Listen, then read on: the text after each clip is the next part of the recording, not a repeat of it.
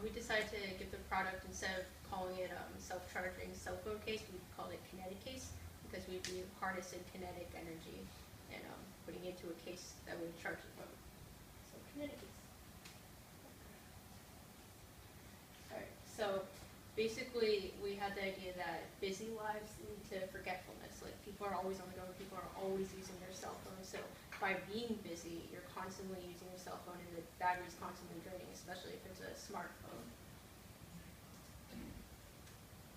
And we tried to think of a way that it could constantly charge, because your cell phone's always using power. And something we're always doing, especially for busy people, is moving around, running, going to your job, going to class, even working out. And so we found a way to take that kinetic energy and put it into the phone case. Another problem is that although you could bring your charger with you, it's not like there's an outlet next to you all the time. And even if there was an outlet, maybe there's like one in the room and you can't sit next to it. So it's just really not readily available to charge your phone.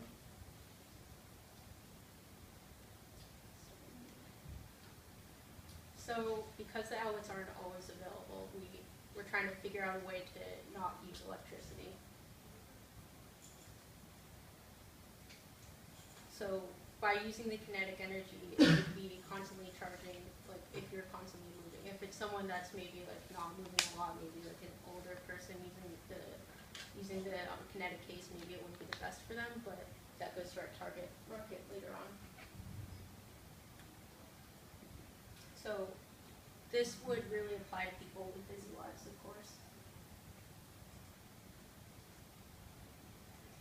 And by harnessing kinetic energy, like, you're showing people that they can use their movements to charge the phone, but at the same time, you're giving them incentive to keep moving around, which creates a healthier lifestyle. Maybe it'll give them incentive to go to the gym more often.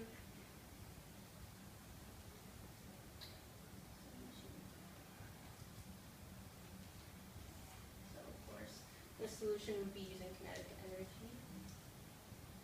And our design would be that we have a small square chip that could come in different colors that would be built into the phone case, but you'd be able to take it out. And before, people had questions like, oh, how would you harness the kinetic energy? You can't just say, oh, we'll take the kinetic energy. We researched it and we found that automatic watches, they are always just like charging or winding from a spring that moves back and forth every time their wrist moves. So we decided that we could use the same exact automatic watch technology inside the little chip, which is a really simple technology, so it wouldn't be that expensive.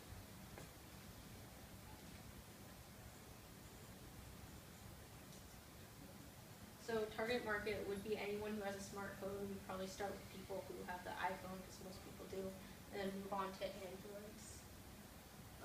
We made the target market a little more specific, so 15 to 50 years old, because we felt like past that age, maybe people wouldn't be as busy or on the go.